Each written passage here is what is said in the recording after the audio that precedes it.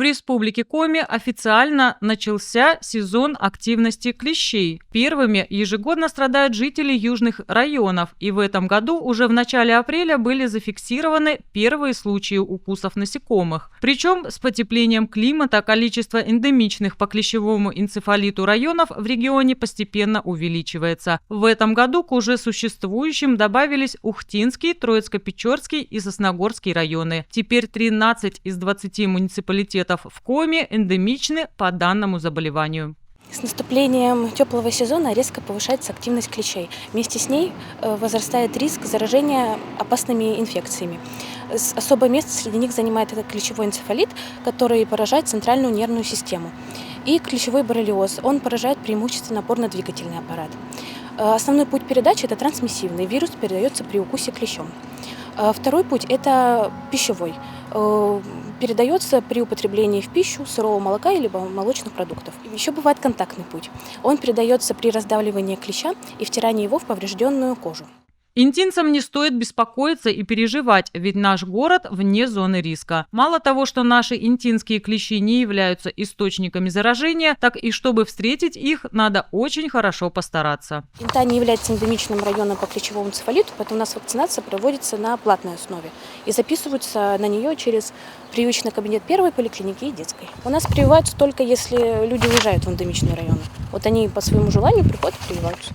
Несмотря на то, что в Инте клещей можно не остерегаться, но на случай отпуска необходимо быть готовыми к встрече с этими кровососущими. Запоминайте, встретить клещей можно не только в тайге или густых лесах, но и на полях, дачных участках, на турбазах, кладбищах, в лесопарках, на территории санаториев и даже в городских парках и скверах. Попасть в дом клещ может не только на домашних питомцах, но и на одежде других людей, дачных и полевых цветах, ветках. Клещи не прыгают на человека с деревьев. Прыгать они не умеют. На деревьях не живут и никогда на них не поднимаются. А вот нападения снизу опасаться стоит, поскольку их основное место обитания – лесная подстилка, трава, кусты, любая растительность высотой 1,5 метра от земли. Ни гомеопатия, ни БАДы, ни продукты питания, ни спреи от комаров не защищают от клещевых инфекций. Чтобы снизить риск встречи с этим кровопийцей, существует ряд профилактических мер. Помогает предотвратить заражение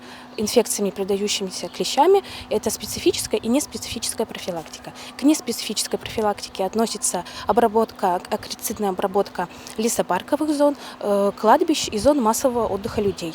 Использование средств индивидуальной защиты – это специальная одежда, специальные средства против клещей и осмотр себя и питомцев после прогулок. Специфическая профилактика – это вакцинация. Вакцинация проводится взрослым и детям от 1 года. Проводится она 2 инъекциями с интервалом минимальным месяц, оптимальным 5-7 месяцев. Первая ревакцинация ставится через год однократно, последующие через 3 года тоже однократно. Прививаются в основном в осеннее время, чтобы иммунитет успел развиться к сезону клещей. Если вас все-таки укусил клещ, необходимо в кратчайшие сроки обратиться за помощью. Если у человека появились такие симптомы, как покраснение вокруг укуса, кольцевидной формы, повышение температуры выше 38 градусов, сильные боли, головные боли, боли в теле, нужно срочно обратиться к врачу.